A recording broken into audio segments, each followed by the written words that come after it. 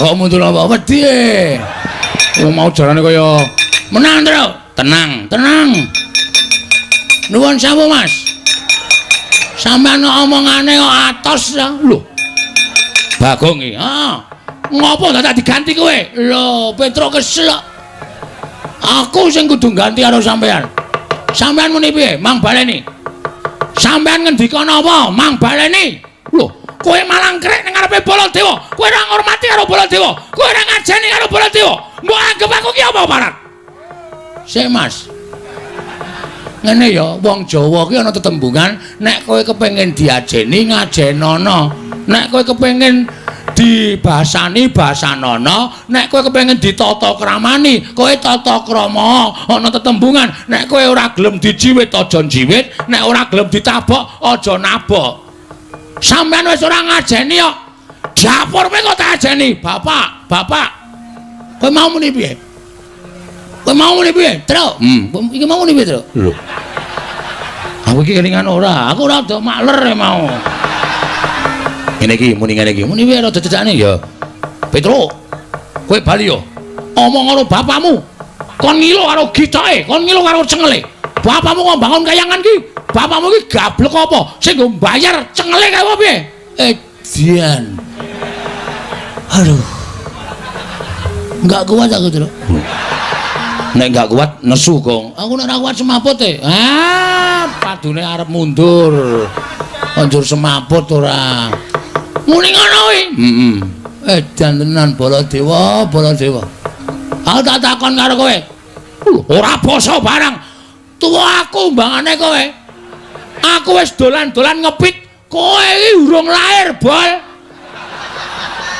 Hadi aku ora basa karo kowe ora masalah. Sing tak basani apa? Mekutamu kuwi. Sing tak basani apa? Derajatmu kuwi. Percuma nek kowe ora ngajari karo kawula kaya ngene iki. Ngopo do keplok ngopo, Tru? Seneng karo omonganmu. Omong ngono kon ngijoli dhuwit wae. Oh ya. Ngijoli dhuwit wae ora. Keploki nek ora ana apa-apane percuma.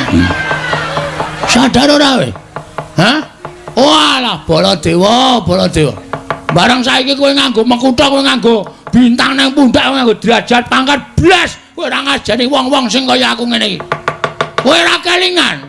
Uripmu mbiyen endi? Uripmu nang Widara Kandang, kowe dititipke karo Demang Sagopa karo bapakmu Prabu Basudewa. Mergo jaman Semarawardi dipateni karo Kangsa. Ngerti kaya ngono mbiyen tak keke Kangsa main modar. Ngerti nek sifatmu kaya ngono lho. Aku sing nutup-nutupi nek prajurite Kangsa goleki sampean, aku sing nutup-nutupi nganti totoh nyawa. Ning tekan semene apa? Kowe tau ngekai aku apa? Terus Kong, terus. Ayo, semangkean ora. Kowe iki mbiyen cilik-cilikane ya nyunggi garu, nyunggi luku, nggawa kebo ngluku ning sawah. Sikilmu ya gupak blethokan. Kowe iki ya mbiyen wong desa. Bareng saiki lungguh kursi sithik kowe glelengmu ora mekakat. Mbok sadar. Sadar ora kowe jaman semono ki ora nggon aku gong aku goleke wong 40. Kok nyoblos aku kabeh pokoke. Kowe njaluk apa engko tak turuti. Kowe omong sok kene iki dideki toilet. Sok kene iki diaspal. Sadar ora kowe? Bareng kowe dadi sprene aku isih mlangkring nang watu sprene. Nggre bokonge sisi kena banyu mak nyes. Nyes enak banget ya. Enak. Saya nek esuk kae luar biasa rasane. Ha iya. Hah? Mula sampean iku kudune sadar ora sampean ae dhewe. Sampean ngunek-unekke kula kewirangan. Kewirangan asli. Saiki arep ngopo? Taunana Windanana. Bagong ora bakal mundur yen to dikon bali. Bareng apa jenenge kuwi? Dar kowe ora. Tru, nah aku rada kami sosolan gedhek cengele, Tru. Oh iya. Saiki kulino nek ngomong iso kanu gedhek tok ora lancar. Oh iya. Mula untuk dina iki nganti sing jenenge akon bali Bagong Tru. Taunana Windanana. Ora gelem mulih. Ora bakal aku omong karo Bapak Semar. Nek para penjual pustaka Jamus kelima sada. Ora sing jenenge akon Bali Bagong taun ana windanana. Ora gelem mulih. Ora bakal aku omong karo Bapak Semar. Nek para penjual kepai ora nggawa pustaka Jamus kelima sada, ora bakal bali. Tambah pepalange aja kok wujud menungso cengel aja ndas. Nek ndas edan aku ya. Ana widana nadan dewa mudhun ning jagat dadi pepalange Bagong rawe-rawe katat. Rawe tarandas malang-malang tak putung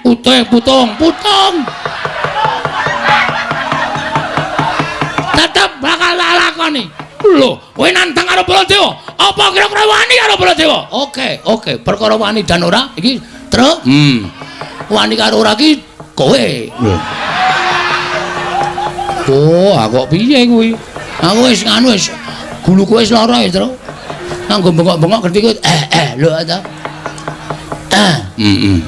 Ora dirokoki ra ilang iki. Njaluk ora. Kari loro nggo nang mulih. Oh iya. Wah, ngirit banget iki. Nun sewu. Kula sing dadi wakile. Blas iki jajane iki rembukan apa iki? Iki rembukan kok genti-genten iki piye karepe? Lah karo mung suwe wong loro kok, Mas. Dadi aku kudu genti-genten. Ngene, pripun? Tak gawe sayembara napa? Sapa sing cilik gedene saka kulit ati dalem Baladewa?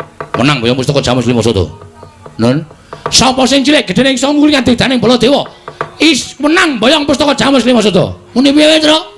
Sapa sing cilik gedene saka kulit ati dalem Baladewa? Menang boyong pustaka Jamus Lima Sada. Tandingi, Truk. Semangkean.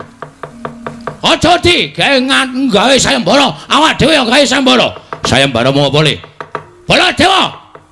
Sapa sing cilik gedene iso ngungkuli kuwandane Petruk bayangan pustaka. Lha sik. Kok aku? Aku seneng ngarep kok. Wah, kowe iki cilaka ora. Aku ora melu apa-apa kok. Ngoten sayembarane. Yo, iso nglaki aku bayangan pustaka Jamus Lima Sada. Saniki, yo metu njaba, Mas. Sampeyan aja gleleng. Kula arep paming ponokan metu njaba. Truk. Aku metu njero ya. Oh ya sakaremu aku tak metu njaba. Metu njaba. Ayo, glandang mengko lho gandane.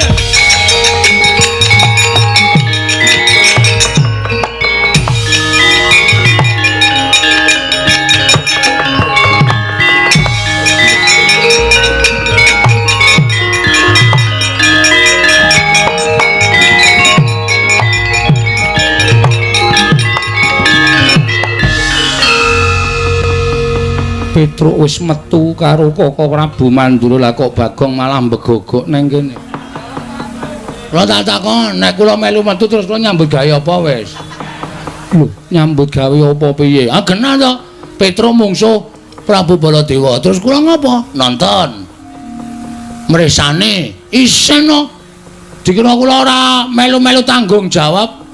Terus karepmu piye? Kira-kira semene iki sapa sing kepengin gelut karo Bagong?